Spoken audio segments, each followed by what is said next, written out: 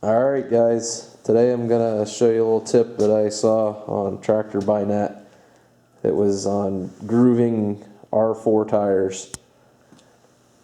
These R4 tires, while they look like they would provide excellent winter traction, it's my understanding that the flat areas on these treads actually aren't that great in icy conditions, snow conditions. They, although it looks like they have some awesome lugs in there, and they do, they're not great for snow and ice. Actually, they say turf tires are better in snow and icy conditions. So I was kind of looking around at different options, and I stumbled on this thread on Tractor by Net where a guy had, on a John Deere, had put grooves in his R4 tires. These tires are about 50 to 65 bucks a piece. If I reduce the life of my tires a little bit by putting grooves in them, I'm not real concerned about it. It's pretty cool actually. My grandfather was a tire man. So back in the 50s, 60s, 70s, he sold tire supplies. And when he passed away, we got all his tools, my dad and I remember seeing this thing as a kid, not knowing what the heck it was, and lo and behold, I get this tractor and find a use for it. So that's a cool thing. I love when I have a tool that was passed down from generation to generation. I get to use it and be able to do something productive with it. So these things are about 75, 80 bucks on Amazon or eBay. It looks like Ideal is the same company. This one is the same ones I see listed on Amazon. This one obviously looks a lot older, but it's the same general tool. So the handle doesn't get hot because it's isolated by this series of discs here. The barrel gets extremely hot. I've got one of the cheap $20, $30 infrared thermometers, and that barrel's getting over 700 degrees. So what you want to do is you just want to plug it in, let it heat up. It takes maybe 5 minutes to heat up. Yeah, I just check it with my infrared, and kind of the heat emanates in this barrel, and then it'll spread down to the tip. So there's several different size blades you can buy for these too.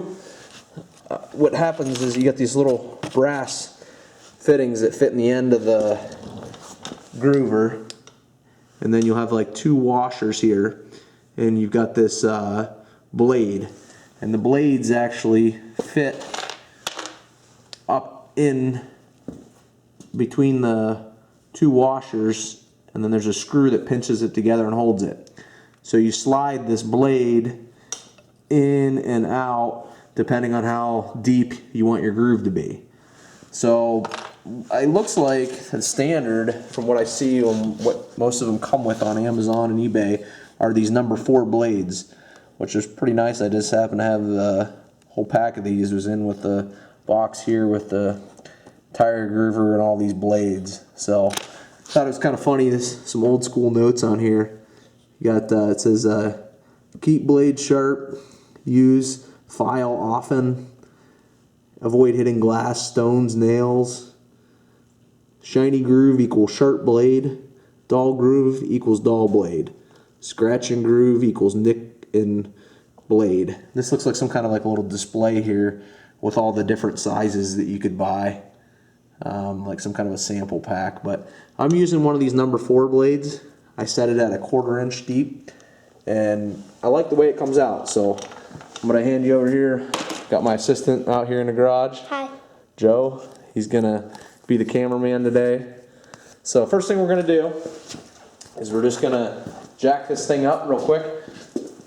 We're inside. It's cold and snowing out there today. Getting close to being able to try the plow out. Get this thing ready for winter. So we're just going to jack it up here enough that we can spin the front tire, because we're going to spin it as we're going to go around doing our grooves. So probably a good idea to throw some gloves on. Just keep your hands on the U-shaped metal handle and you should be fine. But I'm going to throw some gloves on just to be extra safe. It does create some fumes when the rubber starts burning, so you might want to make sure that you're in a ventilated area. Also, you want to, if your tires are all muddy and dirty, you might want to clean them off a little bit. So, you making sure we got the tire in the view? Yeah. Good? Okay. So what you do is it's actually just kind of freehanding what you're doing on this. So you just hold it and you just watch that brass tip and you just kind of center it up. And if you waited until that thing got nice and hot, it's not that hard to push through.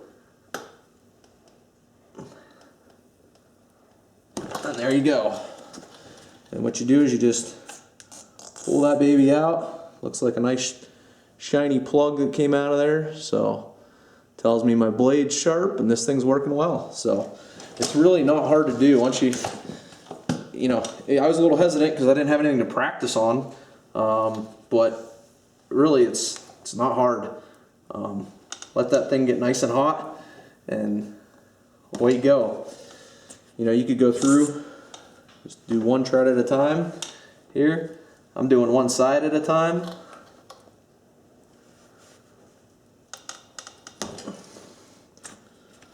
Pull that baby out.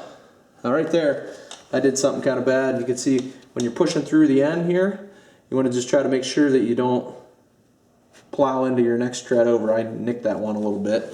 Not a big deal, but if you want to do a nice neat job, try not to do that. And you're just gonna push through. Careful right at the end when you're pushing.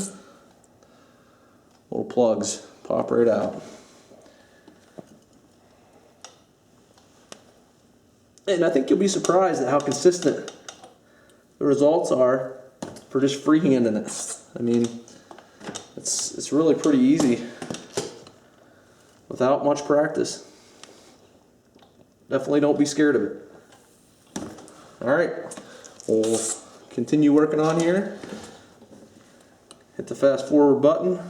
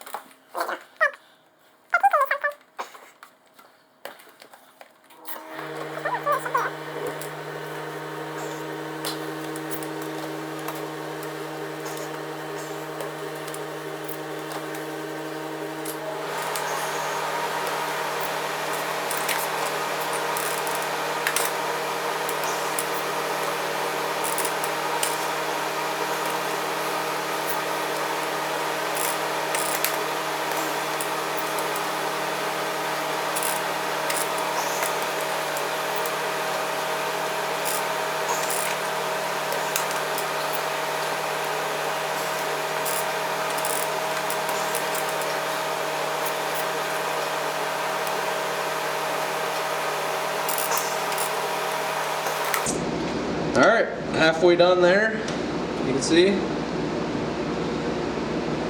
Now we're gonna hit the other side of these.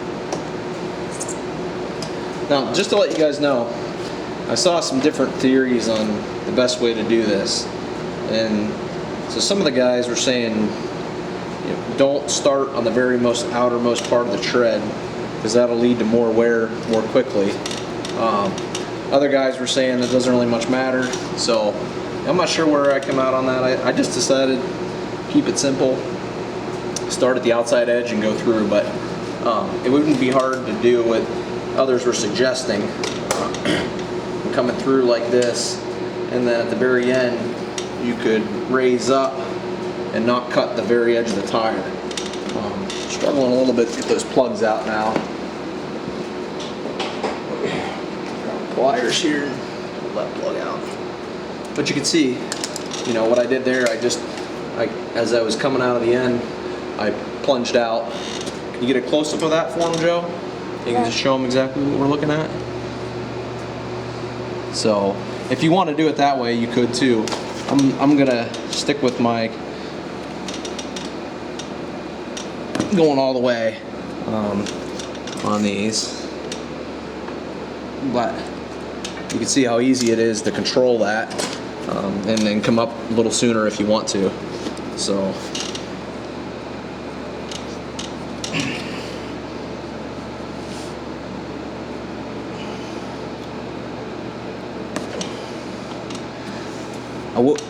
not quite like a hot knife through butter, but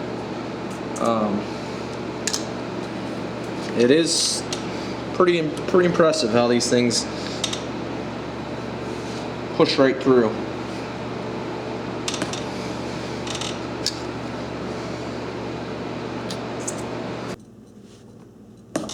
All right, that was the one we were looking for, the last one. Let's take a look. The other thing I saw a lot of the guys doing on the tractor by net was they came through and they made another groove going this way. I don't know if I see the need to do that. I think I'm just going to try it this way. This is the first winter that I've had this machine, so I can't honestly tell you that I'm not going to be able to give you a good opinion on before versus after, but this was a free tool for me that I was able to use, and an easy 15-minute thing to do. So I'm doing a few different preparations here for winter in northwest Pennsylvania. Getting ready to plow some snow, and this was one of the ones I thought was an easy, quick one to do that couldn't really hurt anything. Like I said, if I shorten the life on these tires a little bit, I'm not out ungodly amounts of money. So, and if I do shorten the life on it, I don't think it's going to be by a ton. So I don't mow with this machine or anything like that. So anyway, appreciate you guys watching. Special thanks to the videographer Joe. Did a nice job for us today. We thank him. And that's all we got. Thanks a lot, guys. Bye.